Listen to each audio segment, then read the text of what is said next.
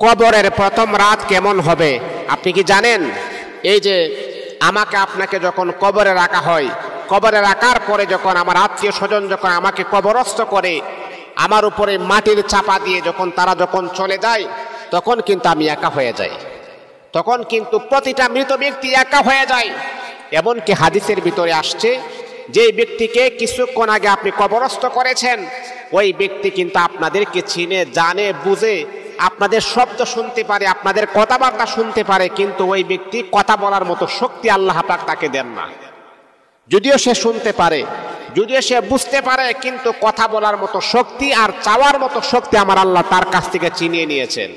মুহতারাম হাজিরিন, একটা মানুষ যখন মারা যায়, যখন তাকে গোসল করানো হয়, গোসল করানোর পর হাদিসের ভিতরে আসছে, যখন তাকে দাফন কাফনের পরানোর পরে যখন গুরুস্থানের দিকে তাকে রওনা করানো হয়, যদি সে জান্নাতি হয় তখন তাদেরকে বলে, আমাকে তাড়াতাড়ি আমার গন্তব্যস্থলে তোমরা পৌঁছায়া দাও। আর যদি জাহান্নামী হয় তাহলে সে কিন্তু রুনাজারি করে কান্নাকাটি করে, হারে তোমরা আমাকে কোথায় নিয়ে যাচ্ছ? যেখানে আমার জন্য আযাব, যেখানে আমার জন্য গজব, যেখানে আমার জন্য শাস্তি অপেক্ষা করতেছেন, তোমরা আমাকে সেখানে নিয়ে যাচ্ছ। মুহতারাম হাজিরিন, এই যে আমাদেরকে কবরস্থ করার পরে হাদিসের ভিতরে আসছে, আমাদেরকে কবরস্থ করার পরে যখন আপনারা যখন চলে যান, আত্মীয় স্বজন যখন চলে যায়, তখন আমার আপনার কবরে ফেরেশতা চলে আসে। আসার পরে আমাকে আপনাকে এই কবরে প্রথম রাত, এটা একটা ভয়ঙ্কর রাত। এই রাত, এই কবরের প্রথম গাঁটি, একজন মুমিন, একজন মুসলমান, একজন ইমানদার ব্যক্তির জন্য প্রথম গাঁটি হচ্ছে কবর। এই কবর থেকে যদি আপনি নাজাত পেয়ে যান, তাহলে আপনার সব কিছু সহজ হয়ে যাবে। কবরের প্রথম গাঁটি যদি আপনি পার হতে পারেন, বাকি সব গাঁটি গুলাকে আল্লাহ পাক রব্বুল আলামিন আপনার জন্য ইজি করে দিবেন, সহজ করে দিবেন।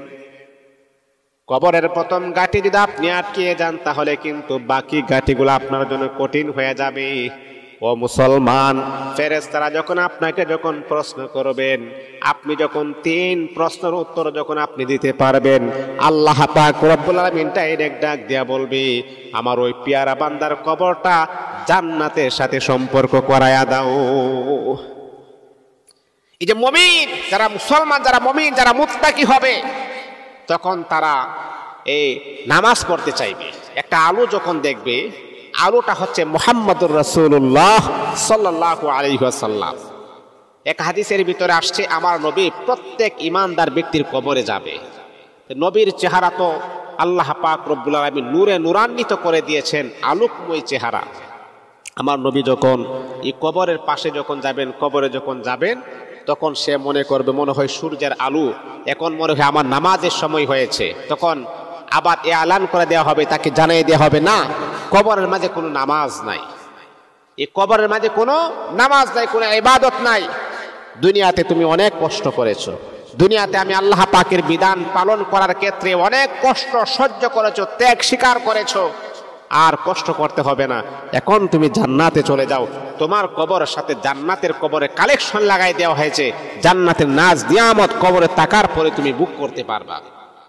আর যদি প্রকান্তরে আমি আপনি জাহান্নামী হয়ে যায়, তাহলে তো আমার আপনার অবস্থা বড় ভয়ঙ্কর হয়ে যাবে, আমার আপনার অবস্থা খুবই খারাপ হয়ে যাবে। আমার কবরটাকে জাহান্নামের সাথে সম্পৃক্ত করা হবে, জাহান্নামের শাস্তি কবরের ভিতরে আমি পাব। ও মুসলমান বন্ধুগণ, আমার নবী বলেন, সবচাইতে বুদ্ধিমান হলো সেই ব্যক্তি, যে ব্যক্তি মৃত্যুবরণ করার আগে আগে কবরের কথা চিন্তা করে, কবরের ফিকির করে। হারে দুনিয়া তো হলেও 60 আর 70 বছর জিন্দেগি, তারপরে যদি আমি ইন্তেকাল করি, কবরে চলে যাব, অনন্ত অসীম কাল এই কবরের ভিতরে আমাকে থাকতে হবে। সেই কবরে আমি কি নিয়ে যাব? সেই কবর আমি কি নিয়ে যাব?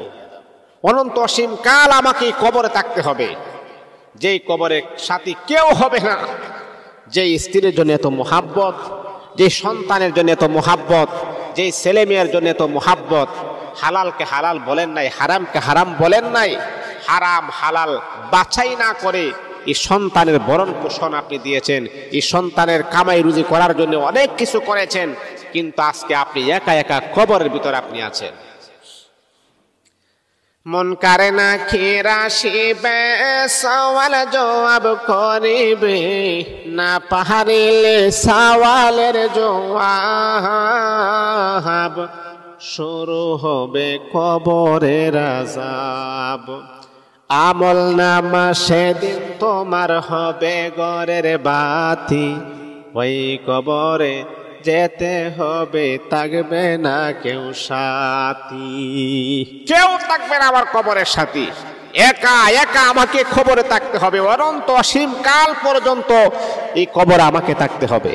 ও মুসলমান, ও যুবক, এখনো সময় আছে, আমরা আল্লাহকে চিনি, এখনো সময় আছে, তওবা করে আল্লাহ পাকের দিকে আমরা ফিরে আসি। আমার আল্লাহ বলে, বান্দা লা তাখুযুহু সিনাতুন ওয়ালা নাওম, ও বান্দা তোমাকে 24টা ঘন্টা পাহারা দেওয়ার জন্য একটা সেকেন্ড আমি আল্লাহ ঘুমাই নাই। কোন সময় তুমি বিপদে পড়ে, মুসিবতে পড়ে আমি আল্লাহকে ডাক দিবা, আর আমি আল্লাহ তোমাকে ক্ষমা করে দিব।